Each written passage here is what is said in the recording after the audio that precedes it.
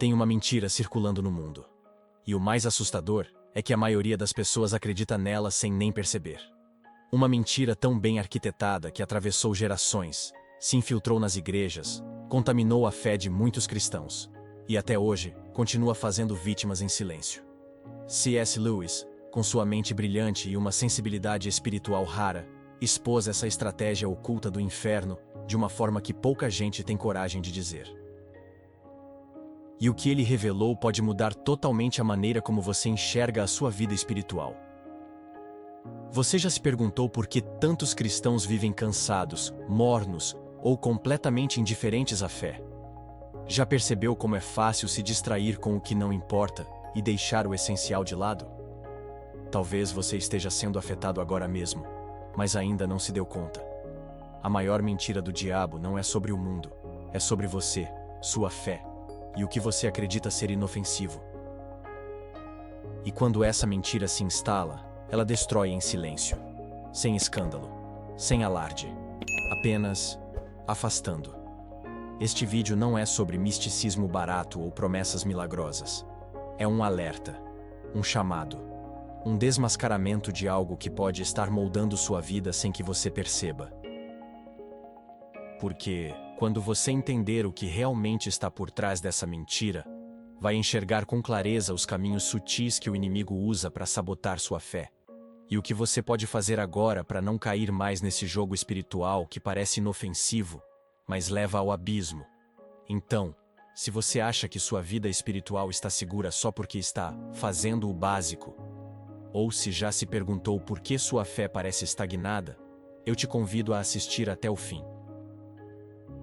O que você vai ouvir aqui talvez te confronte, mas também pode ser o início do seu despertar espiritual. Pouca coisa é mais perigosa do que um inimigo invisível, e pior ainda, um inimigo que você acredita que não existe. C.S. Lewis dizia que a maior vitória do diabo foi convencer o mundo de que ele é apenas um símbolo, uma metáfora ou uma superstição medieval. E convenhamos, essa ideia pegou. O problema é que quando você acredita que tudo o que há são apenas forças psicológicas ou sociais, você desarma sua vigilância espiritual. É como dormir de porta aberta numa guerra, achando que o barulho lá fora é só o vento. Mas a Bíblia alerta com clareza. O diabo, vosso adversário, anda em derredor, como leão que ruge, procurando a quem devorar. 1 Pedro 5:8. Não é poesia, é alerta. Essa mentira ganhou força principalmente no mundo moderno, onde tudo precisa de uma explicação científica, lógica e imediata. Quando alguém sofre com tormentos mentais, crises espirituais ou destruições familiares, logo se procura uma causa externa, menos o espiritual. Deve ser só estresse, falta de vitamina D ou traumas da infância. E sim, esses fatores existem. Mas quando se ignora o invisível, o inimigo sorri nas sombras. Ele quer exatamente isso, que a pessoa ache que não há nada além do que os olhos podem ver. E assim, sem perceber, ela se afasta da verdade espiritual e se aproxima de uma zona de vulnerabilidade extrema. A cultura também tem um papel nisso. Filmes e séries transformaram o diabo em uma caricatura. Chifres, tridente e fumaça vermelha. Essa representação ridiculariza a realidade espiritual e faz com que muitos pensem: ah, isso é coisa de filme. Mas o verdadeiro perigo não está em um monstro assustador, e sim em uma inteligência maligna, astuta, sedutora, que age com calma e estratégia. O diabo, nas palavras de Jesus, é o pai da mentira, João 8,44. E uma das suas mentiras mais eficazes é justamente fazer parecer que ele não está ali. Ele gosta de agir no silêncio. E é nesse silêncio que muitas vidas são destruídas. O mais assustador? Muitas igrejas também estão caindo nessa armadilha. Há púlpitos onde nunca se fala de batalha espiritual, de pecado, de inferno. Só se prega conforto e autoajuda. E quando o inferno é ignorado, o céu perde o sentido. Já parou para pensar por que alguns cristãos vivem tão distraídos, tão indiferentes, como se nada estivesse acontecendo? Talvez porque já tenham comprado a ideia de que o inimigo é apenas um conceito teológico, e não uma presença real. Mas o que será que acontece quando alguém acredita que não precisa lutar? E se essa crença for justamente o que o inimigo precisa para avançar? Uma das armadilhas mais elegantes do diabo é fazer a pessoa acreditar que pode simplesmente não escolher lado. Que existe um espaço neutro onde ela pode viver sua fé sem extremos, sem se envolver, sem guerra. Mas essa ideia é uma miragem. C.S. Lewis mostra que a indiferença espiritual não é neutralidade, é rendição disfarçada. Jesus foi direto ao dizer: quem não é por mim, é contra mim. Lucas 11:23. Em outras palavras, não tomar posição já é tomar uma. E não é a certa. A neutralidade, na verdade, só funciona a favor das trevas. Quando o inimigo percebe que não pode nos convencer com uma mentira gritante, ele sussurra algo mais suave. Vai com calma. Não precisa se envolver tanto. Religião é algo pessoal. Não misture com tudo. A intenção é esfriar a alma devagar, como água morna que parece confortável, mas aos poucos tira a força. E é aí que entra o alerta de Apocalipse 3,16. Porque és morno, estou a ponto de vomitar-te da minha boca. A frieza seria honesta, o fervor seria eficaz, mas a mornidão engana até quem a carrega. Neutralidade espiritual hoje pode parecer prudência, pode até ser chamada de equilíbrio, mas na prática, ela paralisa. É como um soldado em guerra que se recusa a pegar a espada. Ele está de uniforme, está no campo, mas não luta, e o inimigo agradece. Esse tipo de cristianismo decorativo, onde há aparência, mas não há resistência, se tornou comum. A pessoa até vai à igreja, até canta, mas vive como se estivesse em paz com tudo, até com aquilo que contradiz a palavra. E tudo isso porque a ideia de guerra espiritual soa exagerada demais para seu gosto pessoal. O mais sério é que essa postura abre portas sem que a pessoa perceba. Quando não há vigilância, há distração. Quando não há envolvimento, há abandono. E nesse terreno fértil, o diabo planta mentiras ainda mais profundas. Já reparou como muita gente diz crer em Deus, mas não demonstra isso nas atitudes? Talvez não seja porque pararam de crer, mas porque pararam de lutar. E quando se para de lutar, não demora muito para se esquecer de que há uma batalha acontecendo. Mas será que o inimigo já está usando essa distração para avançar com a próxima jogada? A mente distraída é uma mente vulnerável. Lewis, com sua sagacidade habitual, revela como o diabo não precisa nem tirar Deus da vida de alguém. Basta ocupar a mente dela com tudo, menos com o que importa. E isso é mais fácil do que nunca. O mundo moderno oferece um cardápio infinito de distrações. Notificações, vídeos curtos, tarefas urgentes, desejos passageiros. Parece que tudo grita por atenção, menos a alma. E o pior é que essa distração vem disfarçada de vida normal. Mas Jesus alertou Marta. Andas inquieta e te preocupas com muitas coisas. Entretanto, uma só é necessária. Lucas 10, 41, 42. Maria escolheu a melhor parte. E essa escolha continua sendo rara.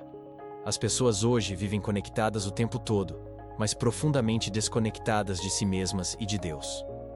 A distração se tornou tão constante que o silêncio chega a assustar. Não é por acaso. O silêncio é onde Deus fala, mas também é onde o diabo perde o controle. Por isso, ele lota a agenda, a mente e o coração com barulhos inúteis. Não tem tempo para orar? Sem problemas, temos mais séries. Não consegue ler a Bíblia? Aqui vai mais um scroll infinito. E assim, pouco a pouco, a espiritualidade se torna rala, frágil, irrelevante. Essa distração não se limita a coisas ruins. Muitas vezes, são coisas boas no lugar errado. Trabalho, estudo, família, projetos, tudo isso é valioso, mas quando ocupa o centro, vira ídolo. E ídolos não salvam. O diabo sabe disso. Ele não precisa que a pessoa peque escandalosamente. Só precisa que ela fique ocupada o suficiente para não perceber que está se afastando de Deus. Quer um exemplo prático? Quando foi a última vez que você parou tudo para simplesmente ouvir a voz de Deus, sem pressa, sem agenda? É nesse tipo de momento que a eternidade entra no presente. Quem vive distraído não percebe que está preso. E essa prisão é silenciosa, confortável, cheia de estímulos. Mas por dentro, vai esvaziando a alma. Muitos se sentem espiritualmente secos e não entendem por quê. A resposta pode estar nessa escravidão sutil chamada distração. Ela te afasta sem alarde, te anestesia sem dor. E quando você acorda, já está longe. Mas será que essa ausência de profundidade não está abrindo espaço para algo ainda mais perigoso se infiltrar no coração? Se há um pecado que o inferno considera sofisticado, é o orgulho. E não qualquer orgulho, mas aquele que vem bem disfarçado de maturidade, espiritualidade e até humildade. C.S. Lewis, em Cartas de um Diabo a seu Aprendiz, descreve com ironia como o inferno se delicia quando um cristão começa a se achar espiritualmente avançado demais para cair em tentações comuns. Ele pensa que está imune, e é exatamente aí que se torna presa fácil. A Bíblia já nos alertava com clareza: o orgulho precede a ruína, e o espírito altivo, a queda. Provérbios 16:18. O tombo espiritual raramente começa no pecado, geralmente começa no pedestal. Esse orgulho é sorrateiro. Às vezes, se esconde atrás de elogios disfarçados, como você é firme na fé, ou você é mais maduro que os outros da igreja. Pronto. A mente já começa a se comparar, a se sentir especial. A oração vira performance. O jejum vira competição. A leitura bíblica vira título. E o diabo? Ele só assiste, satisfeito. O problema não está em crescer espiritualmente, está em achar que esse crescimento nos torna melhores que os outros. Jesus, o mais santo entre os homens, lavou os pés dos discípulos. Mas há cristãos hoje que não abaixam nem o olhar. O orgulho espiritual também isola. A pessoa começa a acreditar que ninguém mais a entende. Ela para de ouvir conselhos, evita correções, julga quem não está no mesmo nível, e pouco a pouco se torna uma ilha. O mais perigoso é que tudo isso pode estar acontecendo dentro de uma vida ativa na igreja, pregando, cantando, ensinando, mas por dentro, o coração já não se dobra, não se arrepende, não depende. O inferno não teme cristãos ocupados, teme cristãos quebrantados. E isso é um alerta sério para quem já se considera forte demais para cair. Se o orgulho é cultivado sem ser percebido, ele se transforma numa couraça. A pessoa não sente mais o toque de Deus com facilidade. A palavra já não a confronta como antes. As lágrimas cessam. E a fé vira um conjunto de convicções estéreis. Ela ainda fala sobre Deus, mas já não fala com Deus como antes. E enquanto isso, o inimigo vai preparando o terreno para plantar outra mentira, ainda mais sofisticada. A ideia de que, só por estar fazendo tudo certo, já está segura. Mas será que essa sensação de segurança é mesmo uma proteção? Ou será apenas uma casca que esconde a verdadeira vulnerabilidade? Nem tudo que parece fé é de fato fé viva. C.S. Lewis escancara em sua obra como o diabo se agrada de uma religiosidade sem essência. Aquela que se satisfaz com o ritual, mas não se compromete com o relacionamento. Uma oração repetida sem intenção. Uma ida à igreja movida por costume, e não por fome. Um louvor cantado com a boca, mas sem alma. Isaías já denunciava isso quando escreveu: Este povo se aproxima de mim com a sua boca e me honra com os lábios, mas o seu coração está longe de mim. Isaías 29:13. E esse tipo de fé vazia é o terreno perfeito para o inimigo operar, sem levantar suspeitas. O problema não está nos hábitos, está na ausência de presença. Orar é essencial. Ler a Bíblia também. Ir à igreja? Fundamental. Mas quando tudo isso se torna um fim em si mesmo, e não um meio de se conectar com Deus, o coração entra em modo automático. A alma para de buscar, mas o corpo continua agindo. Parece espiritualidade, mas não passa de rotina. O perigo mora justamente aí. A pessoa acredita que está tudo bem, porque não deixou de fazer as coisas de Deus. Só que por dentro, o fogo já apagou. O diabo não precisa tirar a Bíblia da mão dela. Basta tirar o coração do texto. Essa falsa segurança gera uma bolha. A pessoa se sente protegida apenas por estar num ambiente cristão. Mas estar cercado por Bíblia não é o mesmo que estar rendido à palavra. Estar em um culto não é o mesmo que cultuar. Já viu alguém que vai à igreja há anos, mas ainda é guiado pela raiva, inveja, orgulho ou vaidade? Pois é. A presença física não transforma o interior. E se o diabo pode manter alguém preso a uma rotina religiosa inofensiva, ele o fará. Porque para ele, um cristão conformado é melhor que um cristão rebelde. Ao menos, ele não causa impacto. O que começa como devoção pode se tornar teatro. E esse teatro engana não só quem assiste, mas também quem atua. É fácil acreditar que se está bem com Deus só porque se cumpre uma agenda cristã. Mas o que será que aconteceria se todas essas rotinas fossem interrompidas de repente? Se a igreja fechasse, o culto online travasse e o grupo de oração silenciasse? O que sobraria? A resposta a essa pergunta revela se a fé é real ou se é só uma casca. E é nesse ponto, quando a estrutura externa já domina o interior, que o inimigo sussurra a próxima ilusão. Você ainda tem tempo para consertar tudo. Essa talvez seja uma das mentiras mais sedutoras que o diabo já inventou. Relaxa, ainda dá tempo. E por mais inofensiva que pareça, essa frase tem atrasado decisões eternas, silenciado arrependimentos e empurrado milhares para uma falsa sensação de controle. C.S. Lewis mostra com precisão como o inimigo não precisa dizer "não se arrependa". Basta que ele diga "arrependa-se depois". Tiago, com a sabedoria da urgência, escreveu: "Vocês nem sabem o que lhes acontecerá amanhã, que é a sua vida. Vocês são como a neblina que aparece por um pouco de tempo e depois se dissipa." Tiago 4,14. Mas o diabo quer que a pessoa viva como se a neblina fosse eterna. A procrastinação espiritual é como areia movediça. No início, parece que dá para sair a qualquer momento. Mas quanto mais tempo se permanece ali, mais difícil é escapar. O coração vai se acostumando, a mente vai racionalizando e a alma vai se convencendo de que o momento ideal ainda não chegou. A pessoa sabe o que precisa fazer, sabe que precisa perdoar, mudar, voltar, orar, se render. Mas sempre deixa para depois. E o depois nunca chega, porque o inimigo sabe que quanto mais tempo se passa, mais fraca fica a convicção. Isso acontece em pequenas decisões diárias. Aquele "depois eu oro", "amanhã começo o jejum", "semana que vem volto para a igreja". E assim, a fé vai sendo adiada. O relacionamento com Deus vira um plano de futuro que nunca entra na agenda. E o mais trágico? Muitos só percebem o engano quando a dor chega. Quando perdem alguém. Quando a vida desmorona. Quando o chão some.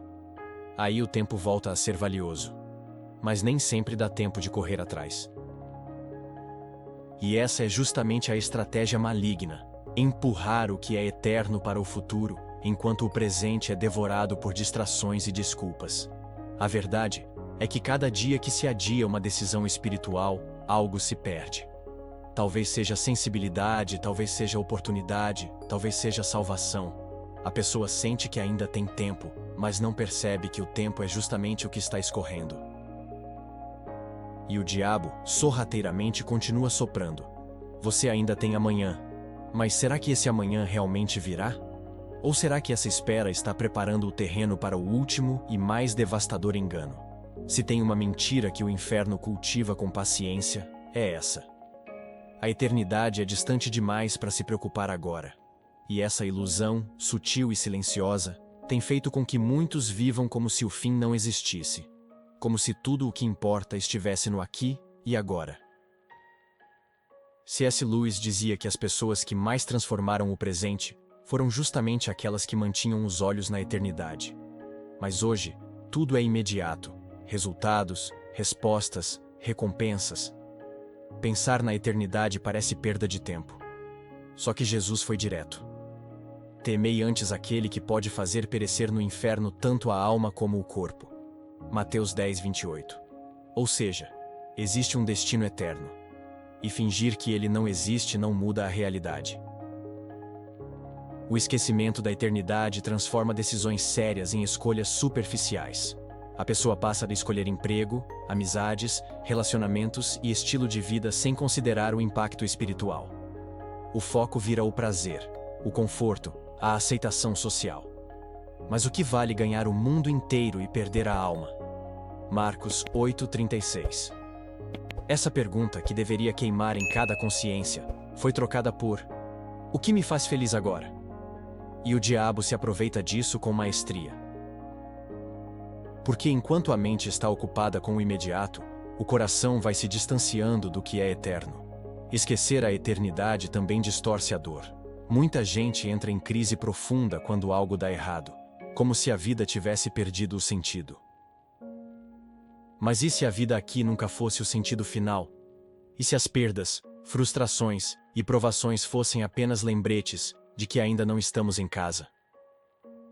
Paulo escreveu que as aflições do presente não podem ser comparadas com a glória futura. Romanos 8,18. Mas isso só faz sentido para quem ainda crê que existe glória além daqui. E esse é o ponto. Se o diabo consegue nos fazer esquecer o fim, ele muda o nosso modo de viver o agora. Quem vive sem eternidade no coração, vive como se tudo fosse urgente, menos Deus. Vive correndo, acumulando, provando, se desgastando. E no final, não sabe por quê. Lewis diria que isso é como estar em uma sala de espera e achar que é a casa definitiva. Mas a eternidade não é opcional, é inevitável. A grande questão é: para onde você está caminhando? Porque, cedo ou tarde, todos nós cruzaremos a linha do tempo. E vamos descobrir que o que parecia distante, na verdade, sempre esteve mais perto do que imaginávamos. Agora que você viu como essa mentira tem se infiltrado de forma sutil, silenciosa e devastadora, me diga, será que você também já acreditou nela em algum momento da sua vida? Será que, sem perceber, você deixou de lutar, se acomodou ou começou a viver como se a eternidade fosse só um conceito distante? A verdade é que o diabo não precisa de muito para desviar alguém. Basta que ela acredite na mentira certa, na hora errada. Então, o que você vai fazer com esse alerta? Vai continuar tratando a vida espiritual como algo secundário? Vai deixar para amanhã aquela decisão que Deus já te pediu hoje? Ou será que esse vídeo foi exatamente o que você precisava para acordar e voltar a lutar com consciência, vigilância e profundidade? Comenta aqui embaixo. Qual dessas armadilhas espirituais você reconhece que já enfrentou? Ou ainda enfrenta? E se essa mensagem falou com você, compartilha com alguém que também precisa ouvir. Isso. Se inscreva no canal e ativa o sininho, porque aqui a gente não mascara a verdade espiritual. A gente expõe, com amor, com base bíblica e com coragem. E se você quiser continuar crescendo nessa caminhada de fé, tem muito mais vindo por aí.